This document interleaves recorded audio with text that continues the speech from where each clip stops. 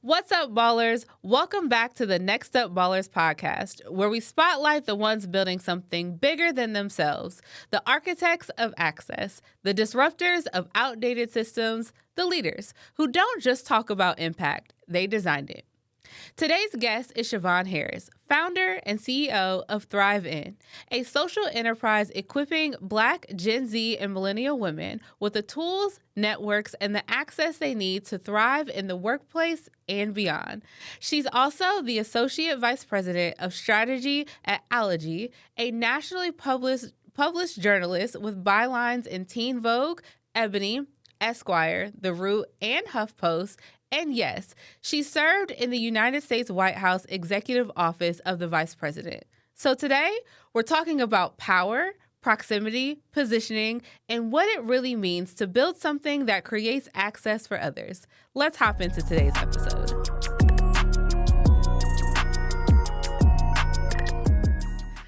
Hey, Chevonne. Hey, Christian. Welcome to the show. Thank you. I'm so happy to be here. Thank you for being here. Of course. I appreciate you answering the call. I will always answer the call. I promise you I will. Thank you. Yeah. I really appreciate you. I admire you for so many different reasons. And just to share you with all of our listeners and watchers is really important to me. So I'm excited to get into it. You ready? I'm ready. Okay, perfect. Yeah. So the first question that I always ask everyone is before all the things, right? So before ThriveIN, before the White House, before the awards, who is Chevonne or was Chevonne? Let's talk about little Chevonne. Before all the things, who was Chevonne? Little Chevonne was, she was so much. She was imaginative. She was creative.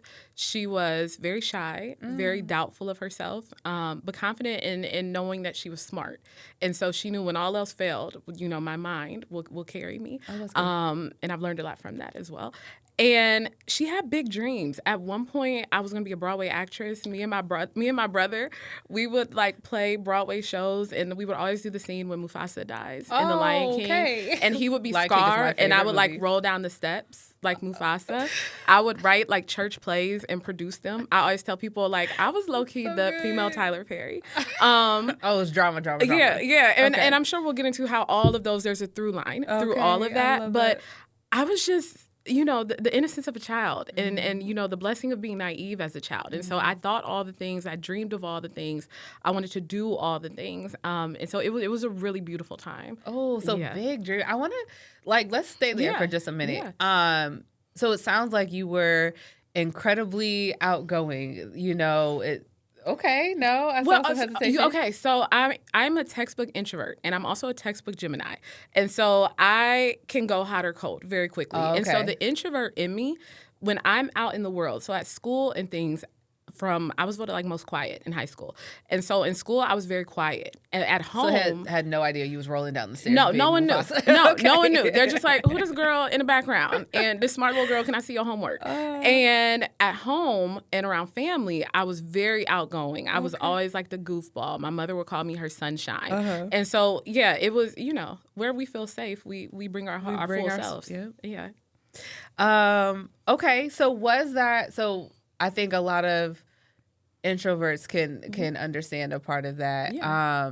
But when you mentioned just being able to be all the things when in your safe space, right? Was that encouraged? Was that just your mom or whomever was raising you was go, girl, go, dream big, or was it just something that was on the inside of you but wasn't necessarily fostered? Can you speak a little bit to that? Yeah, I have an incredible mother, and so she very much was girl, if you want to go play with your imaginary friend, but go ahead. Okay. So she really encouraged it. I tried any and every sport, and I just wanted to read and sit in the library. She put me in violin classes. I did double Dutch classes. At one point, I was doing spiritual dance classes. Okay. She was let's just try everything and allow you to feel and experience all the things till it all makes sense for you. But she encouraged the whimsical side and the creative side. And it's so funny because I asked her a couple years ago, and I was like, Ma, are you surprised that I turned out pretty even, pretty normal? And she's like, yeah. Yeah. She was like, girl, I don't really know because you was a little out there. But she never stifled it, ever. That's good. Yeah. So would you say she, or what it sounds like is she had a large part of shaping it, but was there anything else that really started to shape this ambition early on, to shape, like you being a strategic thinker, you being a developer, you being a self-starter? What, in addition to your mom, like what else just kind of started to shape that in you? Yeah, I'm gonna be honest with you. It started with my mother, Okay. and the principles that she instilled in us. I have an older brother and a younger sister, so I'm all the middle child things too. Oh, okay. But my mother had a saying growing up where we had to get honor roll, and she would always say, "A's are excellent, and my children are excellent. C's are average, and I don't have average children." And so I say that to say, early on, there was a standard of excellence that was really embedded in me, and it skews. You have to be really careful because I can easily go into being a perfectionist. Yes. But that standard of excellence was so great. And so I always knew that even though I might have been shy and quiet or not as confident, I always knew I almost had to achieve. And I was pretty confident that, like, I will. I'm figuring it out, but I will get there and I will land safe because I'm like my mother. It was kind of like, what else are you going to do? And so it was that. And so because of that, again, I tried the things. I'm writing plays and I'm doing newspaper and stepping into new things didn't overwhelm me because I just always knew you have to be great and you're going to do great. And the other thing I'll say is I have an older sister. So her name is Chanel Jones and she's a professor. So sometimes I'll call her professor or doctor. And she is also a very high achiever and very accomplished in her own right. And so for me, she was like the all-American high school student. It was like Marsha and Jan Brady. And so seeing her, like, we're 4 years apart. So seeing her go to college, then get a master's degree, then get a doctorate, then do all these things in her career and be, this, social justice advocate and a scholar and an expert in her field. I also had like a very reputable and tangible pathway and example of excellence and achievement that was set before me. And so I had the principles of my mother and my father, and then I had the example outright of my sister as a manifestation of that.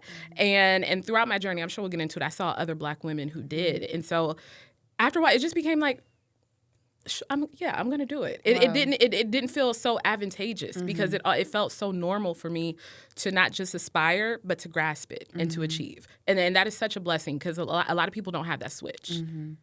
I think it's so good that you used those opportunities to fuel you instead of them stifling you. Yeah. So often, unfortunately, I work with youth and they see, they feel the pull from the push from their parents, and they see other people in the community or even older siblings who are doing very well, and then that makes them feel as though they can't, or they feel as though what they're doing is unattainable for them because it may look different, because it may not directly align with what they want to do. So I think it's really beautiful that instead of allowing that to stop you, you just allowed it to be something that drove you and said, you know what, this isn't a I can't, this is I will, I just need to figure out how. Because it was instilled in me as a value. And it's the thing, values are enduring and everlasting. Our circumstances will change, how we view ourselves will change, but if it is foundational in terms of what you believe and what you hold true into your heart, that will carry you. And unfortunately, and even like the youth you mentioned,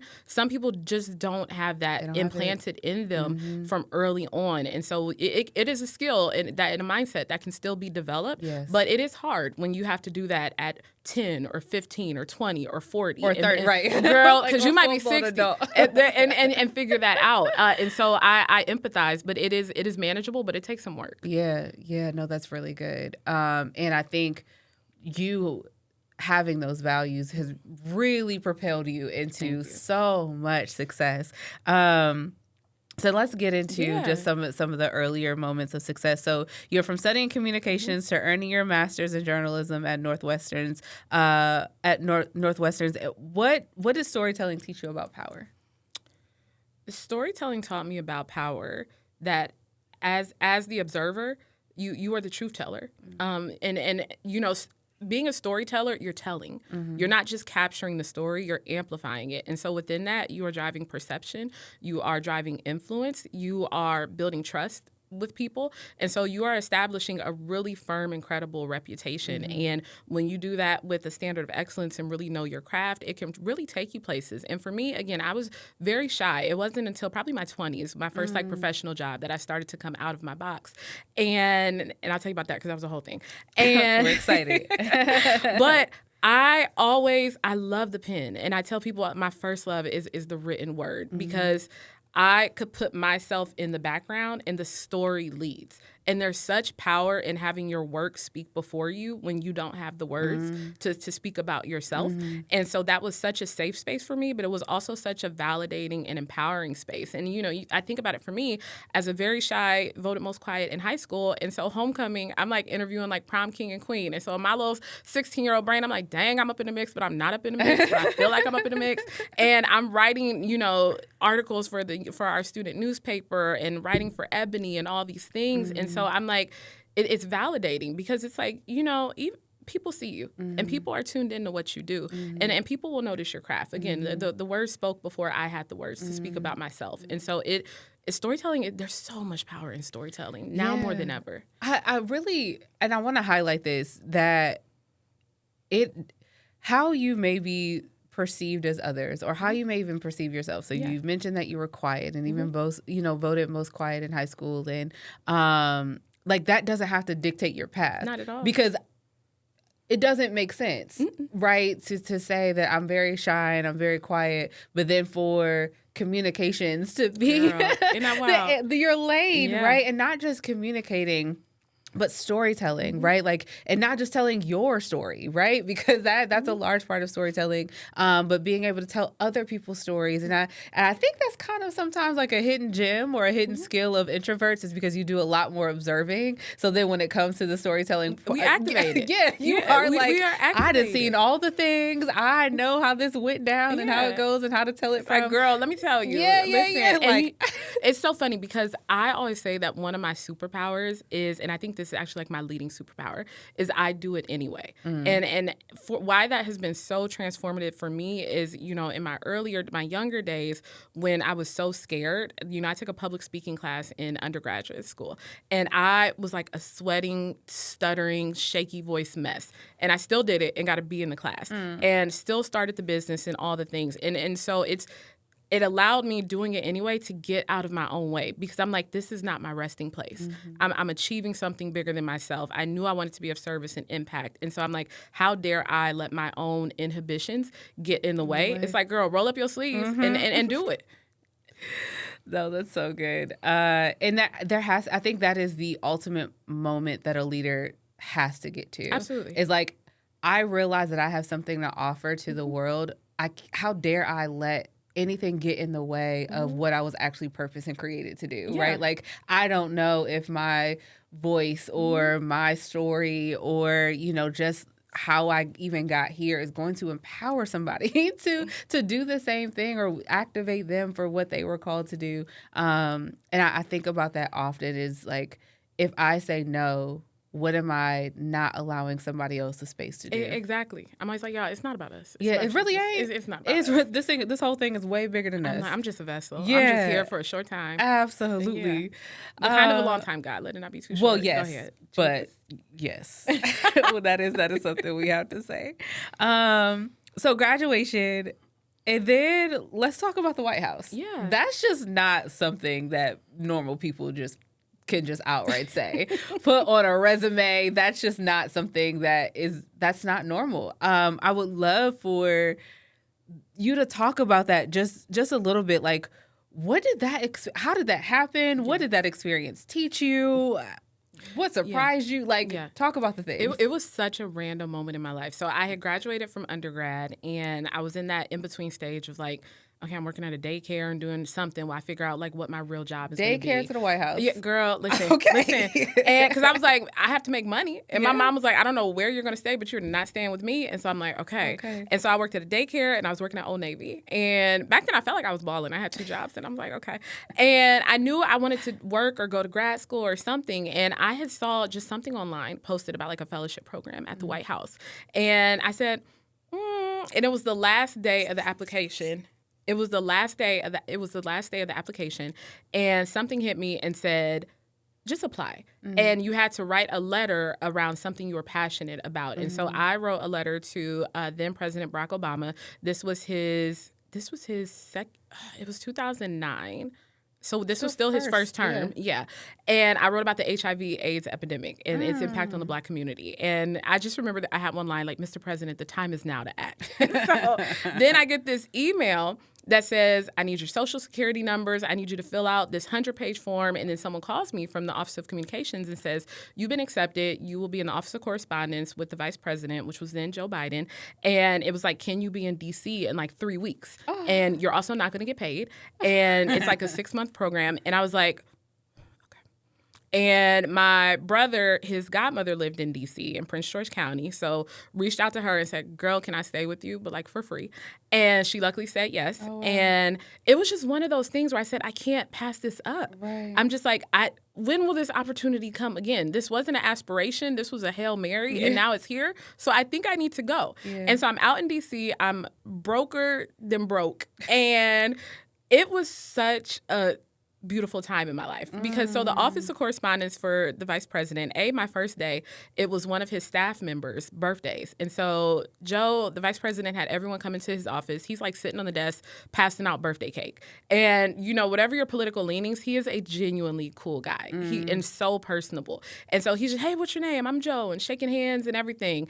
And then you have the Michelle Obama interns who are so cute and so poised and so trendy. Then you have the Obama interns who are like about their business, so serious, so stoic. And so I, with my little degree from the University of Toledo, and I was like, I did honors program. And by then I knew I was going to Northwestern after. I'm meeting kids from Yale, Princeton, Georgetown, Stanford, any and every Ivy League. I didn't realize how competitive the program was. And so I get to DC. Of course, I'm cool with all the Black girls. We start hanging out. And I just learned so much. The mail that was coming in, we would open up the Vice President's mail, and if it was important, we would take it to his direct, like his chief of staff team, and there were letters that he would personally respond to every night. So if we found it was important or if it was an invitation to something significant, we would take it to his team and he would respond to it. So it was interesting to see the views of the people. We got so much mail around stuttering because, you know, Joe Biden had a stutter issue. And so many people like really that resonated. His journey, there were so many things around health insurance and health care. And so it was just so interesting. And then we got these moments where these kind of like climactic moments where we would get to be a part of. So the helicopter's coming in on the South Lawn, everybody run out because the president is landing. We run out. Or Kennedy Center honors is tonight, or the Easter egg roll is this Sunday. Who wants to volunteer? First 10 people to sign up get to do it. And so I was quickly immersed in power, in influence, in wealth, in money. And what I learned from that was as intimidating as it initially seemed, because I would always say, when people said, what's your background? I was like, I went to this school out in Ohio. I downplayed that. And I said, but I'm going to grad school in Northwestern, because that is Ivy-esque. And what I found, and Barack Obama has said that it's been quoted so much, these people are not that smart. These people, the higher the title, oftentimes the higher the insecurities. Yep. It is very cutthroat as well. But there are also highly intelligent people who genuinely care about our country. There was one, and I'm still cool with him, and he was on the speechwriting team for President Obama. And when he would tell me like the thoroughness and just how closely and like serious that they took every single word was so eye-opening to me. And he then went on to be a speechwriter for then Attorney General Eric Holder. And so it was just, and it also taught me access to power and to gain power, it's not that advantageous. It is right here. I'm like, I am this Black girl from little old Columbus, Ohio, and people are like, where's that at? Are there cows? And I'm like, no. And I'm like, I am out here with people who think they are the best of the best, and I am performing alongside them. I am wowing them in the meetings. I am networking. I'm able to find commonalities with them. And so I just knew I was going to go be an Olivia Pope and the first Black female press secretary while I was out there. But it was just such a beautiful time. Yeah, no, literally. And again, we are not that far removed from power, from access and opportunity. And once you get in those circles, don't nobody really know nothing. Everybody's figuring out day by day. Oh my gosh. I like that you went back and really just identified what your journey was. Yeah. Because it wasn't Northwestern White House. It was Toledo, right? Yeah. Like you said, you just saw yourself as this girl from Columbus, Ohio that graduated from the the school up the street. Yeah. And then you had the opportunity, right? So people need, and I think that's why the podcast is so important. Like, it really, really talks about your journey is not going to look like somebody else's, but that doesn't mean we can't sit in the same room with the same level of expertise, because I guarantee you, outside of us just like chit-chatting about our degrees in school, when it actually comes down to getting the work, they're not checking your degree. They're, they aren't saying like, you can't get this done, or I'm going to believe this person over this person because they have a different, they have a degree from this Ivy League or whatever the case may be. So that is beautiful. Thank you so much for sharing that. Of course. And the last thing I'll say on that is while at certain points I was like, oh my gosh, I can't believe I'm here with my Toledo degree and blah, blah, blah. Another part of me was like, Chevonne, you're fine. Yeah. And you can be here because you are smart and you are fully invested in politics. You are highly educated and you are a high performer. And what you don't understand, you will learn. And so I also, again, I really knew what my strengths were. And so when I got in those spaces that felt intimidating or could easily feel overwhelming, I said, all I got to rely on is the Father, Son, and the Holy Ghost, and leaning into those strengths. And it carried me. Yeah, no, that's really good. So with your proximity to the ultimate system, right? Our country system, what did you realize, like, you didn't want to just operate in the systems? Because we're going to start heading into like how you really started to activate your desire to push against a lot of systems that a lot of people hold true, right? So was it after your time in the White House? Was it after the White House? At what point did you realize, like, actually this ain't, I want to start operating in a different system that's not governed by anyone else, or operates in a system that's no one's really telling me how I have to do this. Okay, so a few things. So I told you I was broke while I was in DC, and so you were financially in between blessings. Oh, you know what, amen. And I quickly learned about myself, and it wasn't a new learning, but I said wherever I go professionally, I do not want to struggle significantly financially. And so I said, okay, public sector is not for me. And what I also knew was from childhood to adolescence to young adulthood, I was always passionate about Black women. I knew after I graduated from University of Toledo that I was going to leave everything and go to New York, and I was going to be an editor for Essence magazine. And Demetria Lucas is one of my absolute favorite writers, and I was just going to follow her trajectory. And I always, wherever my journey takes me, it will have to do with the advancement and uplift of Black women. And so those were always constant. And again, wanting to tell our stories. And the political realm for me was impact, but within the confines of a system. And I said, I don't know that I need that. I said, I want to be impactful, but I need to be able to take some liberties. I want to be able to unlock my creativity. I want to be innovative at my demand. And again, I want to make some money. And so this is not the route for me. So then I went to Northwestern, and that opened my eyes because Northwestern, it was a journalism program, Medill School of Journalism, top journalism program in the country. Don't let anyone tell you different. And it was 100 people. It's a one-year program. I had a full-time job while I was doing it. And the beauty of Northwestern was, again, I saw how easy, power and advancement is. And it's Northwestern. So I'm with these rich white kids from, the suburbs of Chicago. It was maybe like 5 Black people in the program. And one of the things that first stood out to me, it was a journalism class, like my first or second day there. And the professor is asking everyone, what do they want to write about? And people, sports, politics, blah, blah, blah. And I'm like, I was like, I want to write about Black women. And he's like, well, Chevonne, I think that could be a little limiting for you. I think you should broaden your view. And I said, no, I want to write about Black women. I said, there's so much to tell that isn't being told. I want to write about Black women. And so, again, it was reinforced for me that there's a through line here. And there's an area here that people are overlooking that I know as a Black woman.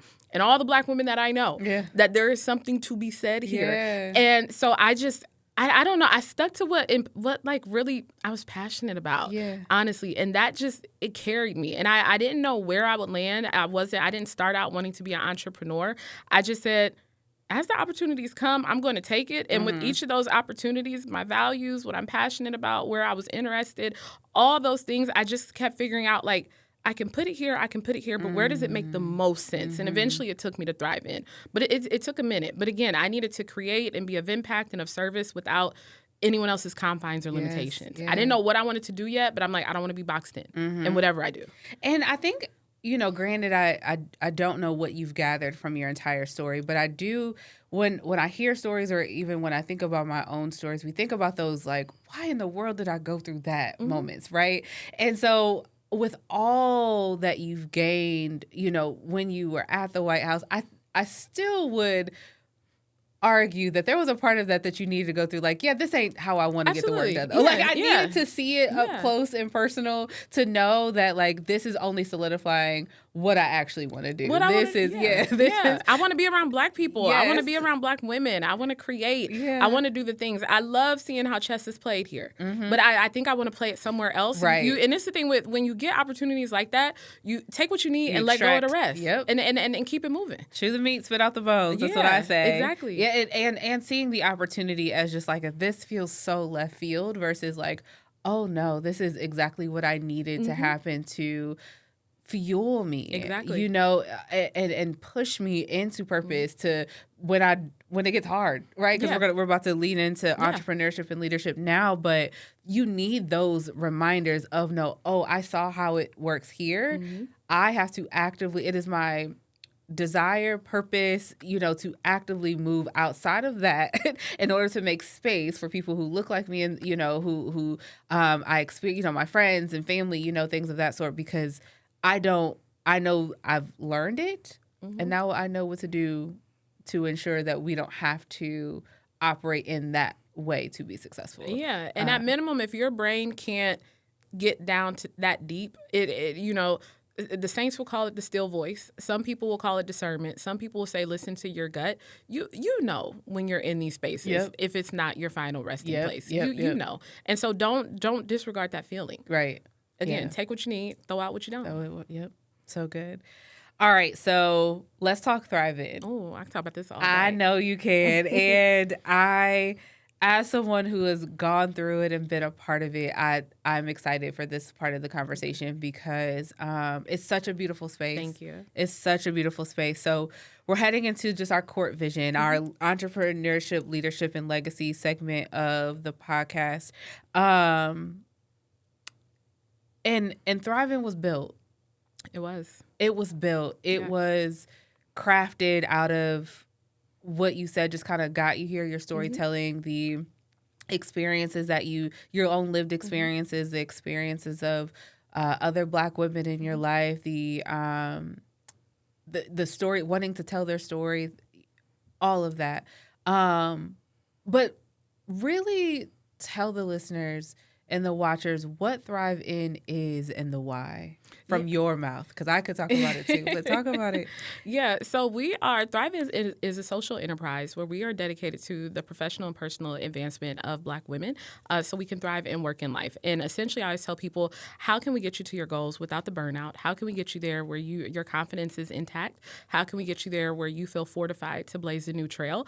Because all of that stuff is oftentimes so gatekept, and it shouldn't be. Let's unlock it all. And so we really go after Black women who are ambitious and who want to achieve, but we also understand you're human. And life is hard. And we want to make sure that you have the community, the resources, the networks to still be able to achieve. And we offer programming. We do events. We work with companies as an extension of their talent recruitment. And so we hit it from all ways, from, internally, the companies where we can drive impact. We want to make sure that the candidates are ready and feel good. And we want to make sure that you just got other amazing, dope Black women around you for the whole journey. Yeah, it is. It's a sacred space. It really is a space to be authentically yourself, to be human, to get the resources, to cry, to laugh, to grow personally. It is a beautiful space. So let's talk about social enterprise because that is new for a lot of people, and people don't really understand what a social enterprise is. So a social enterprise, as we know, means impact and sustainability. They go hand in hand, right? So it's not quite a nonprofit. It's not quite a for-profit. It's just like rest in the middle there a little bit, but it's centered around making a social impact. But social impact work can be a lift. It can be a lift. It can be something that when you're doing anything for people, any type of community work, there's a lot that goes into that. And also, this is something that you developed, like you said, you ain't never want to go broke again, right? Yeah, so you gotta make money. This was something you also had to make money from. So talk about like the balance between that, the purpose of it, right? The purpose-driven work, and the profitability work. Yeah, part of it. Yeah. So one of the best lessons I got, one of my dearest friends, her name is Erin Hathaway, and she has a program called Epic that she runs with her husband. And one of the earliest things that she told me, because I was initially thinking about ThriveIN being a nonprofit, because I'm like, community service, and she was like, Chevonne, she was like, can you still do your mission and make money? And she was like, you can. She was like, nonprofit is so highly governed and regulated. And again, I wanted innovation and creativity without limitations. I also wanted to fully own what I've built. Yeah. If I'm gonna have a business, I want to play the capitalism game, and I want to play it well, and of ethics. And so I just said, I can do this. And I had identified other businesses that still served women and, still created community and all the things, but we're profitable businesses. We're having events that cost money. We're getting sponsorships. And I also worked for a Black female, Kimberly Blackwell, at PMM Agency for 10 years.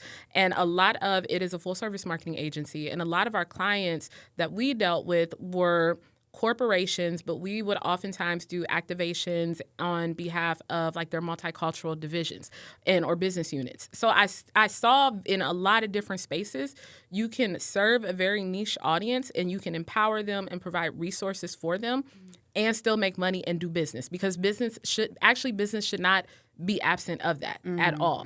And so for me, it wasn't even this big strategy that I had to figure out how to do it, because I had seen so many examples of it working. Every corporation has a community impact kind of sector or has some type of give back that they do, but it's under the corporation and they're making money. And again, they're doing sponsorships and with community organizations and partnerships. There are so many events out for Black women and insert whatever target audience. And so you can be of service and make money. And so I was like, why not me? Why can't I have my cake and eat it too? Yeah, and let's eat a lot. Let's why make can't I money. help and make money? Exactly. That's so good. ThriveIN has scaled. Let's talk about the scale of ThriveIN. Talk about when you started, how it started, and where you are now. So I officially founded the company in 2020 and started to really go live with it after the murder of George Floyd. I just felt really compelled. I said, I can't sit on this any longer. And so initially when I started ThriveIN, the murder of George Floyd, we're at the height of the Black Lives Matter movement. And so it came out of the gate really strong.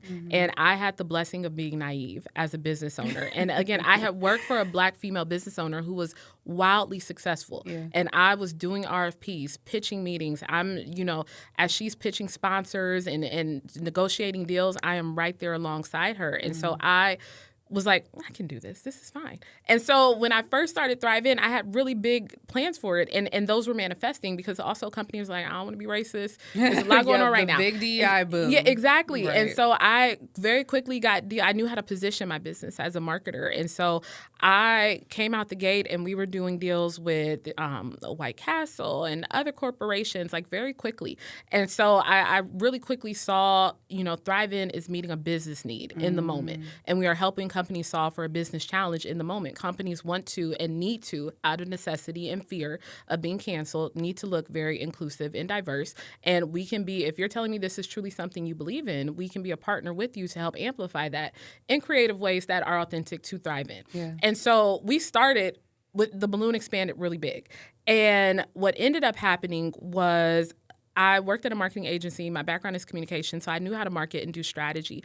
And so what I also quickly realized as like that DEI wave started to plateau a little bit, I said, I got to make money. I said, I want to make more money, because I'm like, I've created a brand. I have created partnerships, but I really wasn't thinking like the sustainability of my business. And so I had to really go back and recalibrate what was our business value proposition. Who are we really targeting? What are those kind of turnkey moneymaker things and kind of signature things that ThriveIN will be known for? And those are the things, to your question, that really started to help me scale the business, where I said, okay, it's not just these one-off events, because events cost money. Yeah, and if you want to do events, for me, exceptionally well, your operational costs have to come up front, and you may or may not get sponsors. And so, for me, I'm like, okay, I don't know that I necessarily want to spend a couple $1,000s out the gate. I don't want to charge people $500, so I'm not really making up the profit. And if the sponsor doesn't come in at what I want, I'm not really driving a profit. And so, again, I started to say, to scale this business, I need turnkey revenue models. And that's where Workspace, which is our professional leadership development program for ThriveIN, really entered the picture. And, the conferences and things that we started to do, where I said, what are kind of the key themes or the pillars that can uphold the business? Because once you have that, now you have an unshakable foundation that your business can stand on. Yeah. And now you have, again, things that are turnkey. Innovation and change and all those things will happen. But I said, I have to have something that is continuous for the business so I can start to scale up. And the power of that was people very quickly, the consistency of what we did, people started to really quickly get it. And so now our audience is growing. Our tone of voice is becoming stronger. People's expectations of us and what they know about us are becoming so much more crystallized. And we're becoming much more credible in terms of corporations and our audience because we had these signature things that we were doing. And as time went on, those signature things that initially I'm doing with like a couple $1,000s, I'm like, every round goes higher and higher, as the Saints would say. And but I just had to realize I can't do all the things, but what are the things that make sense for me so I can grow the business? No, that's good. And I think a lot of companies that started to bloom during that 2020, 2021 era, really started to die off or had to change drastically or, found themselves in a situation where money wasn't flowing as much or the interest wasn't there as much and things like that. But ThriveIN has continued to thrive, right? Yeah. And again, it was because of what you decided, like, what is the real essence of what we're doing here? And understanding that people will back that, right? Like people will back the authenticity and the vulnerability and the transparency and everything that is extracted from being in a ThriveIN space, and that goes beyond just diversity, right? Like exactly. I very quickly learned that I had to change how I talk about ThriveIN as the climate was changing, and we know the times change over and over. This time that we're in, it will pass. And I saw very quickly I can't go into these corporations come 2023 and as we're exiting COVID saying I'm this Black organization for Black females. I'm like, that it's shifting. And so I said, okay, what really is my core value proposition? Right. If I can't really attach DEI to me, and you see me, you know that we're a Black, our target is Black women. Black. Yeah, so I'm like, I don't have to shout that in businesses. Right. It's just who we are. And where I started to crystallize it for ThriveIN is our kind of sweet spot is that community is a strategic advantage. I am an accelerant. I will argue that down to the death of me. What that means for a corporation is that in partnership, you are gaining access to a highly, highly niche group of talented and ambitious women who want to work, who know how to work, who should be plugged into your company, and I'm the plug for it. Because again, it's the strategic advantage of community, and I'm organized, and we've really curated and cultivated a very niche community. What that means for Black women is you know what you're going to get with us. You come to a ThriveIN event, and it's the best feeling in the world when people come to ThriveIN, interact with ThriveIN, and they say, this doesn't feel like the other empowerment events. And I'm like, because we're not just empowerment. I'm like, you don't get the up-down look. You are immediately and genuinely in a space where we want nothing but love and advancement and acceleration for Black women, and we greet you as such. And I want the opportunities to be tangible. It's not just empowerment and a feel-good. I want you to walk away making a connection for a job or for a mentorship or bringing you people who others might pay thousands of dollars to see for $50 or even for free. Or if you do this program where, over there you're 1 in 500, here in this community, we put you in these smaller circles oftentimes or these inclusively exclusive circles where you're not 1 of 30 or 1 of 100. That's a different level of access. And so I've really been able to, and I'm so blessed that the light bulb went off for me of like, community isn't just a feel good. Yeah. Again, it's an accelerant and a strategic advantage. And people, necessary. And it's so necessary. and businesses and our audience get it. How you talk about it has to be different for both of those audiences. But that for me is our enduring kind of superpower and sweet spot. Yeah, it is. It is. And I'm going to add friendship to that. Thank you. Yeah. I'm going to add friendship to the many things that you can get in a ThriveIN space. Yeah, absolutely. Yes, it is access. Yes, it is access. Yes, it is, being able to be connected to businesses and those who are influential in our community. But there really is, I've seen it with my own eyes, friendships being built just from being in that space. It's such a pure space. It is really pure. It really is. Thank you so much. Pure. So rightfully so. Yeah. You have been recognized, girl. You've got 40 under 40, future 50, women on the rise. Like you've earned every part of it. Thank you so every much. award. Thank you. And also, what grounds you?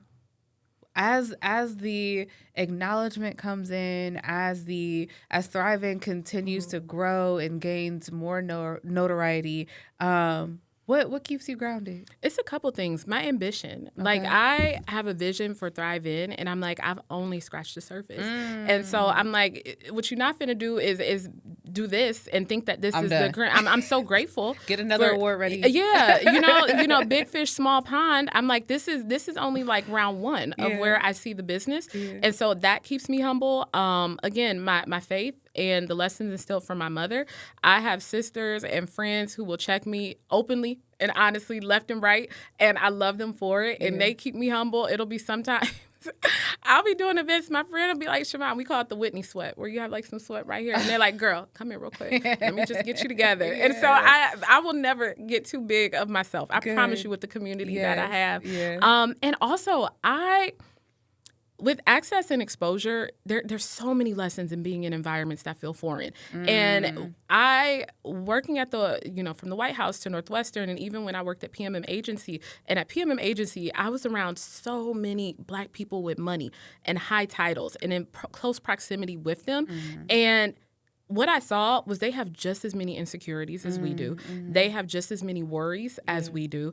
And so it's also, I saw very early on in my career that achievement and high titles and success, it doesn't necessarily, if the ego is there, it's fake. It really is, because I'm like, these are the same people who you would see come out and they're standing ovations. They're backstage like, girl, do I look good? Or how did that sound?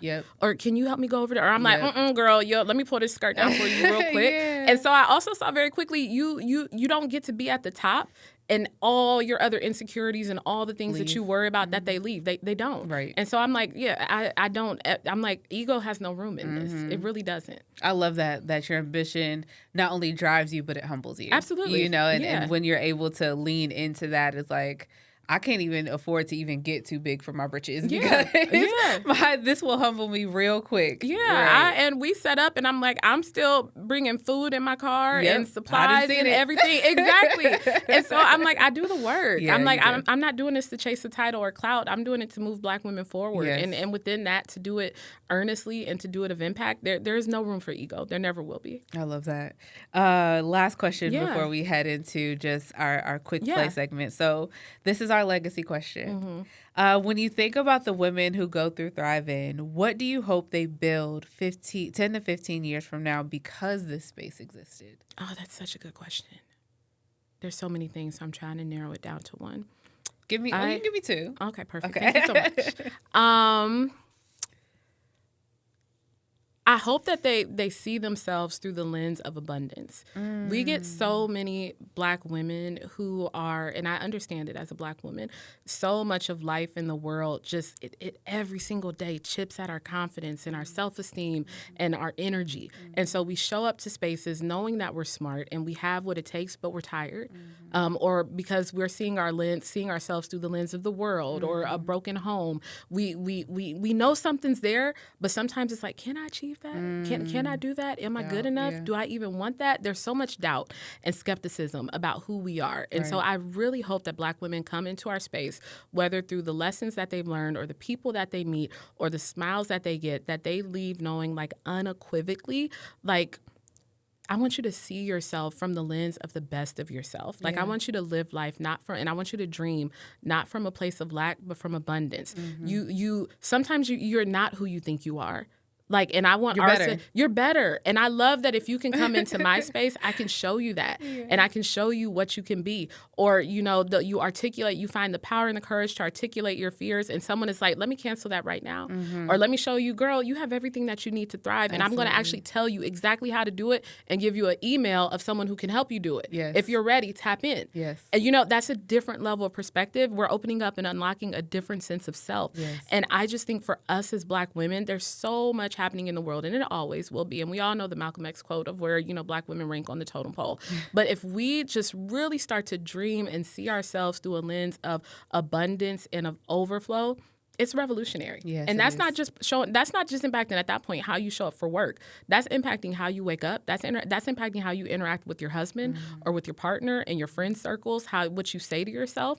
And so, again, our name is ThriveIN. I want you to thrive in whatever you do. Yeah. So much of our identity is tied to our work, and I understand it. And at times mine was as well. But when you know who you are, when you really know who you are, and you're looking at yourself from such a place of power, you're unstoppable. You are so unstoppable. Oh, that's so good. Leaving and I don't even think many people think about that, but like leaving a legacy of abundance. Yeah. Like I want to leave the legacy behind of whenever anyone thinks about me, they know that I knew who I was and I went after it. Yeah. Yeah. And I dreamed big. Yeah. That's a legacy. Most, we think about legacy as money and leaving something tangible behind. It's fleeting. But even just if someone can say that I'm leaving behind, that she thought big and she went after it at no matter what, that is intangible. It's such a tangible, and it's a multiplier because she thought big, she saw herself big, she dreamed big, she saw herself beautiful and all the things. She's now teaching that to her daughter or her little cousin, or she's instilling that in her coworker. Or who's ever watching on the podcast. Yeah, all y'all. Or she's starting a business or a mission that is the underlying, or she's just showing up differently in spaces where people are taking notice, or now she has influence in such a beautiful way. There's so much power in unlocking self-awareness from a place of abundance, not from a place of lack. I learned that in therapy. Yep. Oh, yes. Yeah. Same. All right. So now we're heading into our quick play segment. Okay. This is first thing that comes to your mind. Yeah. We don't need long answers. Just whatever happens first. You ready? Yeah. I saw you jumping in. Right. You all in. All right. One word that describes your leadership style. Measured. That's really good. One myth about women in leadership you want to retire immediately. That all women don't support women. We do. Oh, we do. There's more that do than don't. Especially Black women. Early mornings or late nights? Late nights. Okay. What is a brand that is inspiring you right now? The Esquire podcast by Emma Greedy, and I might be butchering her last name, but I love the brand that she's building. She's getting ready to go on a book tour as well. She's also the co-founder of Skims. I love her work. Perfect. If ThriveIN were a vibe, what's the energy? Swaggy was the first word that came to mind, but that's not it. It's like you're just everyday relational. Okay. Yeah, we feel familiar. Okay. You don't have to come outside of yourself to recognize who we are. It's like, I know this vibe. I know her. You know that girl who's like, she feel like she my cousin. Yeah, I feel like I met her before, but I just met her, but I want to keep hanging with her because this is not a leap to be around her. It's like we feel cozy. Yeah, that Beyonce type of cozy. Okay. Yeah. Okay, and then speaking of Beyonce, what's your one hype song? So the song that gets you hype for no matter, what's the song you listen to before you do something like this or get on the stage or whatever? Yeah, okay, I have 3. I'm going to go through them real quick. Break My Soul by Beyonce. Okay. Promises by Lisa Knowles. It's a gospel song. It's beautiful. And I've really been on Escapade by Janet Jackson. It's so playful and imaginative and like, let's just go. Let's do it. And I was listening to that on my way here. Okay. I'm telling y'all, play that in the morning, Escapade. You'll be on a vibe. Okay. Yeah. Thank you. Y'all got some things to listen to after the podcast. And the last thing. So every guest that comes onto the show is tasked with offering to our listeners and viewers a challenge for the week. What is one thing you want to challenge our listeners and viewers to do this week? I would challenge your listeners and viewers to determine their core value proposition. And what that is the marketer strategist. I was like, that I'm going to break that down. So corporate. No, but I promise y'all, it's so simple. Essentially what it is who you are, what do you offer, and why does it matter? And I want you to look at that from a place of abundance and not from lack. And so from the best of yourself, I want you to think about who are you in one word? What do you offer the world? If you, and why does it matter? It's not enough to just be creative. What is your mindset or your approach to creativity that makes it different? If you tell me, I get a lot of women who say I'm highly empathetic. Okay, but what does that mean? What makes your level of empathy so different? What is your product in one sentence, and why should it matter to all of your consumers? What it's going to force you to do is get very finite and prescriptive around who you are. So we're going to unpack some self-awareness. You really have to lean into like the best of your business and the most differentiating element of yourself, if you are the product or the brand, or of the product or the brand or the service that you offer. There's a lot that I could say about ThriveIN, but what is that differentiating sweet spot? Again, community is for us, and why does it matter? It's an advantage. It's an accelerant. It's a strategic differentiator or a strategic advantage. And so I challenge your viewers to do that and start with a list. And sometimes you'll just write, what are my strengths? That's going to be a long list. Narrow that down to 10, then 5, then 3. Yeah. Why does it matter? Narrow that down to 10 to 5 to 3. Then don't just stop there. I want you to go to your friends, 3 people that you trust, friends, family, coworkers, whomever, and ask that same question. In terms of what do you think is the most tangible differentiating thing that I offer, and why do you think that matters? And that could be, or you could also flip it and say, what would you say is kind of like that the brightest spot or the best part of who I am, and why does that matter? Yeah. And it's going to give you perspective, and what you're also going to see is, do the perceptions of who you are or what you offer line up with how you authentically see yourself? Right. There's a happy medium there that is really going to uncover a lot of things. So everybody go be a marketer for like an hour or for a week. Well, thank you so much, Chevonne. This was so good. Yes. Great gems. You left the people with a wonderful task just to do some self-examination. Yeah. You were incredibly transparent with your entire story, and I feel as the listeners, no matter where they are on their own personal journey, they can glean something from yours. And thank you. Thank you for leading the way in so many spaces. Thank you for opening doors for Black women. Thank you for telling your story. Thank you for being vulnerable and transparent. We need it. And yes, Black girls support Black girls. Absolutely. Women support women. Absolutely. And as the shirt says, of course, we did it. A ThriveIN special Black women. We are. Come on, product placement. Yeah. I got to. But thank you. This is great. Wow, what an amazing conversation. Chevonne reminded us that access is intentional, thriving is strategic, and legacy is built when you create doors you didn't inherit. Don't just chase seats at tables, build rooms, build networks, build ecosystems. Thank you for tuning into another episode of the Next Up Ballers podcast, where our guests are built on wisdom, driven by action, and leaving a legacy behind them. You can listen to us wherever you listen to your podcasts. You can also watch us on YouTube. Remember to like, share, and subscribe. We'll catch you on the next episode. But until then, go ball out. This is great. Thank you so much. Yeah. Thank you.